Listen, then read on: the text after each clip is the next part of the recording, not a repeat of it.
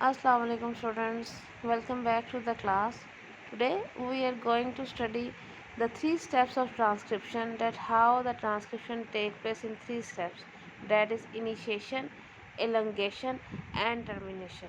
Initiation mean that the start of the uh, transcription, that how the RNA polymerase helps in the starting of the transcription. Elongation is the extension process, and termination is the process in which RNA is released from the DNA and RNA polymerase dissociate from the double-stranded DNA molecule.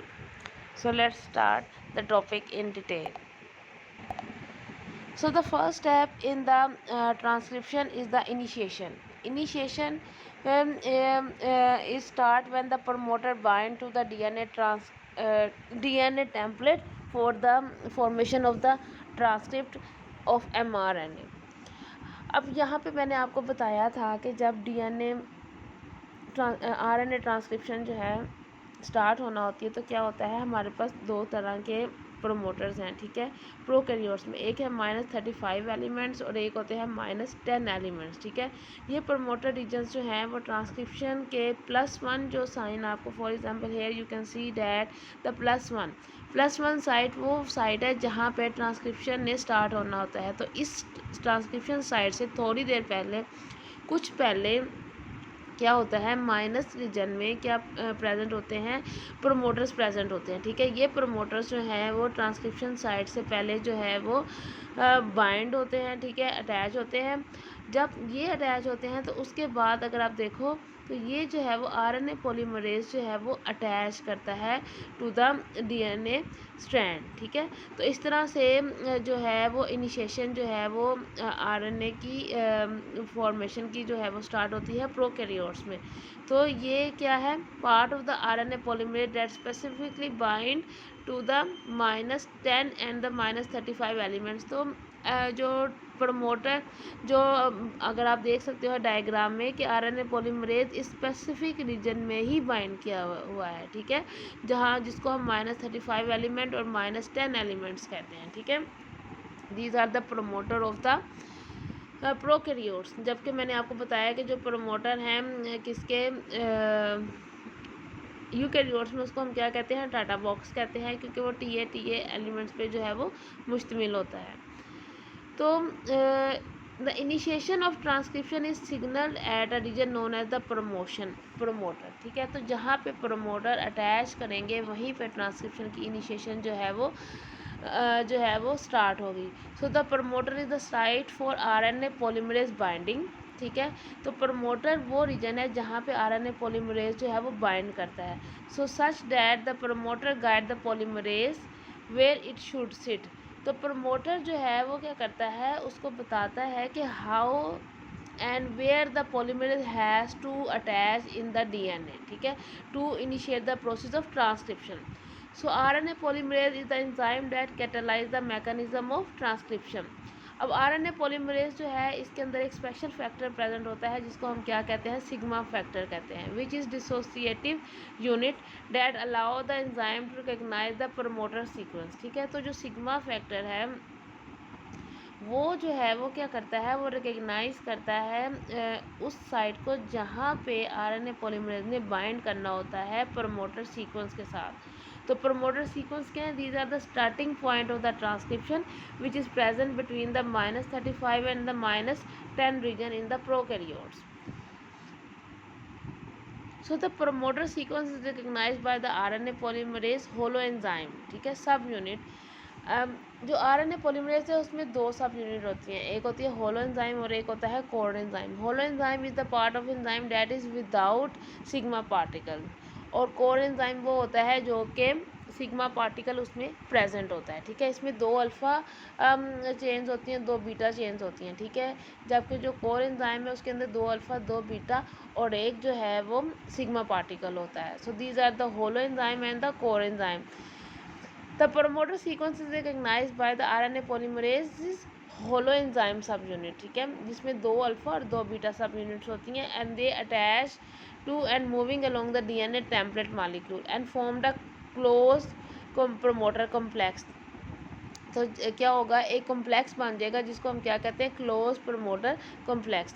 A single DNA molecule में have multiple promoter sequence और the close promoter complex.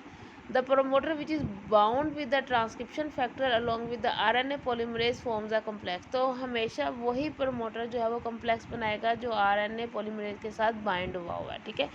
So the transcription factors are regulatory proteins that control the transcription rate. The transcription factors are the regulatory proteins that control the transcription rate। तो इसके साथ साथ transcription में regulatory proteins होते हैं जिसको transcription factors बोलते हैं, जो कि ट्रांसक्रिप्शन के रेट को कंट्रोल करती हैं।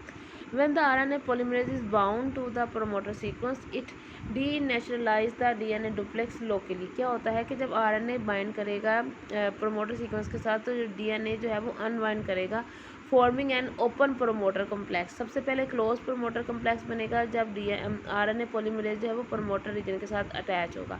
उसके बाद जब अटैचमेंट के बाद जो RNA पॉलीमरेज है वो क्या करेगा, DNA को अनवाइंड करेगा, ठीक है, और ओपन प्रोमोटर कम्प्लेक्स बना देगा, which become the unwound part of the double stranded DNA and exposing the basis on each of the 2 DNA strand. तो जो DNA जब वो अनवाइंड करेगा तो डेफिनेटली उसकी जो बेसिस हैं वो क्या हो जाएंगी, एक्सपोज्ड हो जाएंगी। वो ये था कि प्रमोटर और इनिशिएशन इन प्रोकैरियोट्स क्या होता है। अब हम देखते हैं कि promoter and initiation in eukaryotes क्या होता है। तो प्रोकैरियोट्स में आपने देखा कि एक जो है वो -35 रीजन होता है और एक -10 रीजन होता है। तो यहाँ पे भी प्रमोटर और इनिशिएशन यूकैरियोट्स जो है वो मिलता जुलता है प्रोकैरियोट्स में, बस सिर्फ ये है कि यहाँ पे जो प्रमोटर रीजन है उसको हम टाटा बॉक्स कहते हैं, ठीक है। क्यों? क्योंकि वो जो है वो स्पेशल जो है वो TATS जो रिच न्यूक्लियोटाइड बेसिस है उन पे जो है वो मुश्तमिल होता है, ठीक है। तो +1 साइट ट्रांसक्रिप्शन साइट से पहले जो है वो प्रमोटर प्रेजेंट होता है जिसको हम क्या बोलते हैं, टाटा बॉक्स बोलते हैं, ठीक है। यहाँ पे फिर जो है वो DNA जो है RNA पॉलीमरेज जो है वो बाइंड करेगा और जो RNA पॉलीमरेज 2 है वो जो है वो अपना रोल प्ले करेगा, ठीक है। अब ट्रांसक्रिप्शन जो है यूकैरियोट्स में जो RNA पॉलीमरेज है वो 3 तरह का होता है, RNA polymerase 1, polymerase 2 and polymerase 3, ठीक है। जैसा कि जो रेप्लिकेशन जो होती है यूकैरियोट्स में उसमें भी जो DNA पॉलीमरेज है वो 3 टाइप्स के होते हैं, DNA पॉलीमरेज 1, DNA पॉलीमरेज 2 और DNA पॉलीमरेज 3। तो यूकैरियोट्स में भी RNA पॉलीमरेज जो है वो 3 टाइप्स का होता है, ठीक है। तो in eukaryotes the RNA polymerase does not directly attach to the promoter sequence like in prokaryotes. तो जो यूकैरियोट्स में जो RNA पॉलीमरेज है वो डायरेक्टली जो है वो प्रमोटर रीजन के साथ अटैच नहीं करता, बल्कि a helper promoter known as basal general transcription factor bind to the promoter first. तो पहले जो है वो जो ट्रांसक्रिप्शन फैक्टर है वो बाइंड करेगा प्रमोटर्स के साथ, which have the RNA polymerase attaches to the DNA template. तो जहाँ पे ट्रांसक्रिप्शन फैक्टर बाइंड करेगा, ट्रांसक्रिप्शन फैक्टर जो है वो these are the protein that generally regulate the process of transcription. तो उसके बाद जो है वो RNA पॉलीमरेज जो है वो अटैच करेगा to the DNA template. Eukaryotes have a promoter sequence called TATA box. तो यूकैरियोट्स के जो प्रमोटर रीजन है उसको हम क्या कहते हैं, टाटा बॉक्स कहते हैं, which is recognised by a transcription factor which eventually allow the binding of the RNA polymerase.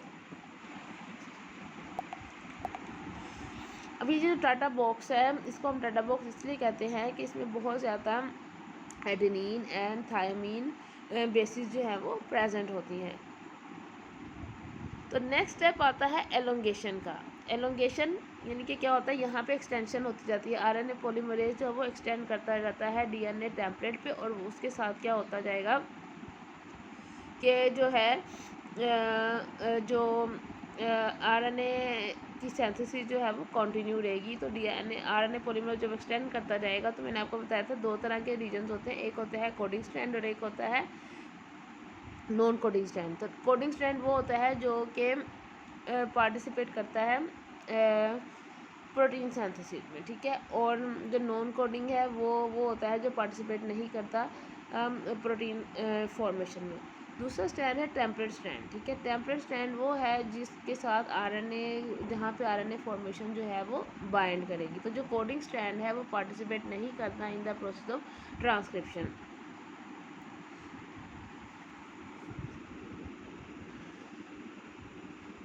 तो तो ये है किसका, यानी कि यहाँ पे आप देख रहे हो तो एलोंगेशन हो रही है कि आरएनए पॉलीमरेज जो है वो मूव करता जा रहा है और डीएनए जो है वो अनवाइंड करता जा रहा है, और जहाँ पे टेम्पलेट स्ट्रैंड जो कि कम्प्लीमेंट्री स्ट्रैंड है, जहाँ पे आरएनए कम्प्लीमेंट्री स्ट्रैंड जो है वो बाइंड करता है डीएनए के साथ, और बाद में एलोंगेशन के साथ साथ फिर एंड में जो पॉइंट आएगा वो कौन सा आएगा, टर्मिनेशन आएगा। So after initiation the transcription the sigma factor dissociate from the RNA polymerase. तो जैसे ही आरएनए इनिशिएशन होगी, ठीक है, आफ्टर इनिशिएशन, तो जो सिग्मा फैक्टर है आरएनए पॉलीमरेज का वो क्या करेगा, वो वहाँ से डिसोसिएट हो जाएगा। तो उसका फंक्शन सिर्फ इतना ही था कि वो प्रमोटर रीजन पे आरएनए को एग्जैक्ट प्लेस बताता है कि उसने कहाँ पे जाके फिट होना है। सो आफ्टर इनिशिएशन जो सिग्मा फैक्टर है वो वहाँ से डिसोसिएट हो जाता है, वहाँ से सेपरेट हो जाता है। The template strand is read in the 3' to 5' direction, which means the RNA synthesis take place in the 5 to 3' direction। यानी कि जो template strand है उसका जो सीक्वेंस है वो 3 से प्राइम की तरफ होता है, 5' एंड की तरफ होता है।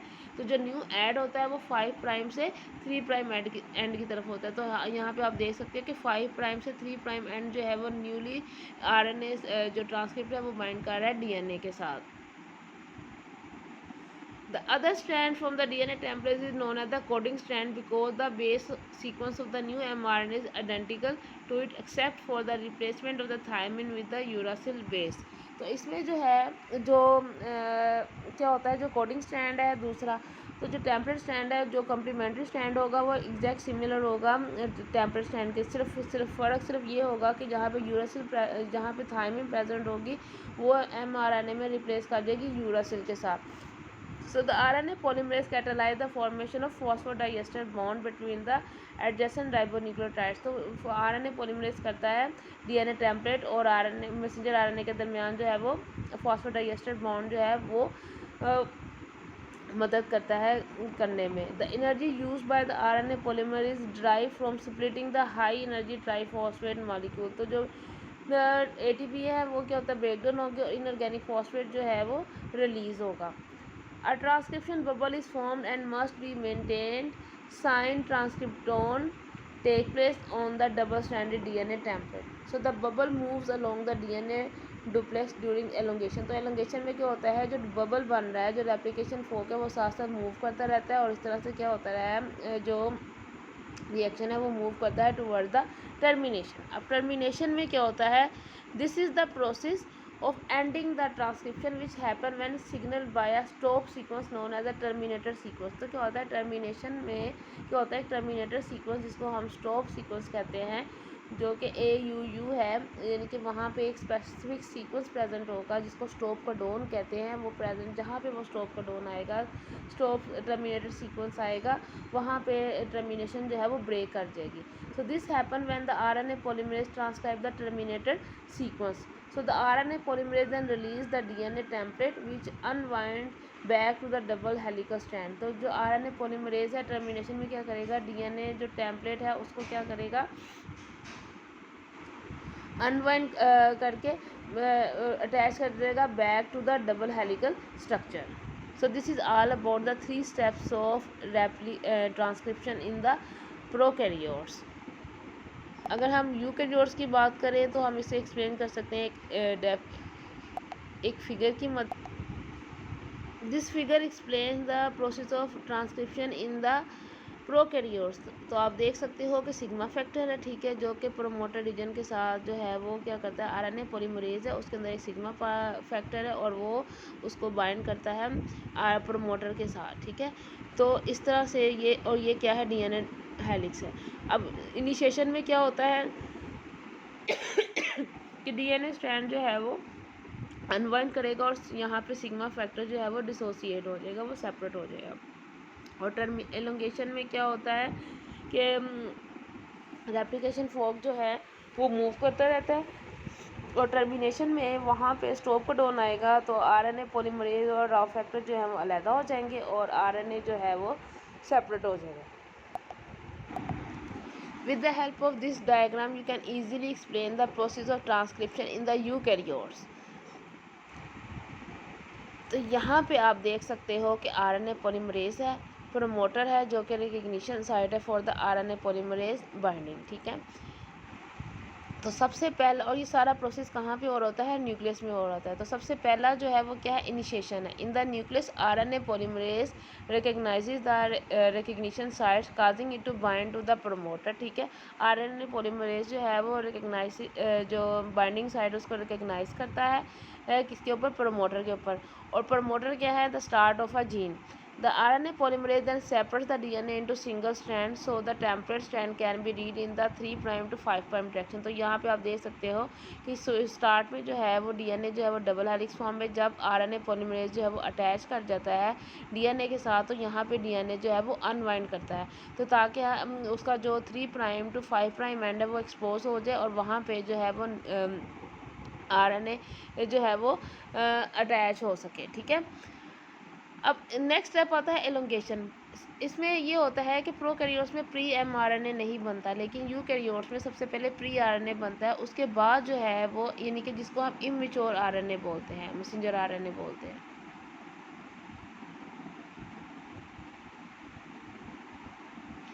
तो प्री एमआरएनए जो है वो न्यूक्लियोटाइड्स को क्या करता है, are quickly paired up with their complementary bases which correspond with the template strand of DNA. तो pre-mRNA moves in the 5' to 3' direction while the template strand of DNA moves oppositely from 3' to 5' direction. Pre-mRNA does not contain thymine, instead uracil is used as the complementary base for adenine. और अब next आता है termination. Termination क्या है, when the RNA polymerase reaches the terminator it signals the RNA polymerase to stop and release from the DNA. तो termination में क्या होता है, आरएनए पॉलीमरेज जो है जब टर्मिनेटर रीजन पे पहुंचता है तो जो आरएनए पॉलीमरेज है वो सेपरेट आउट हो जाता है from the DNA one and releasing the double stranded of DNA. Once separate, the two DNA strands come back together and reform the double helix. तो DNA दोबारा से double helix फॉर्म में आ जाता है. The newly formed pre-mRNA molecule is then released. तो यहाँ पे termination पे क्या होता है, जो pre-mRNA बनता है वो क्या होता है, रिलीज होता है। तो ये डायग्राम में आप देख सकते हो कि टर्मिनेशन हुई। ठीक है, तो क्या हुआ, जो प्री एमआरएनए वो क्या होगा, रिलीज़ हो जाएगा और डीएनए जो है वो दोबारा से अपने डबल हेलिक्स फॉर्म में जो है वो आना स्टार्ट हो जाएगा। तो this is all about the process of transcription in initiation, elongation and termination in prokaryotes and eukaryotes. अब मैं उम्मीद करती हूँ कि आप सबको बहुत क्लियरली समझ आ गया होगा कि ट्रांसक्रिप्शन जो है वो किस तरह से होती है प्रोकैरियोट्स में और यूकैरियोट्स में। बेसिक स्टेप्स तो सेम है, बस उसमें ये है कि आरएनए यूकैरियोट्स में प्री एमआरएनए बनता है और उसकी प्रोसेसिंग के बाद जो है वो मैच्योर आरएनए में कन्वर्ट होता है। लेकिन प्रोकैरियोट्स में जो है वो आरएनए प्री एमआरएनए की फॉर्मेशन नहीं होती।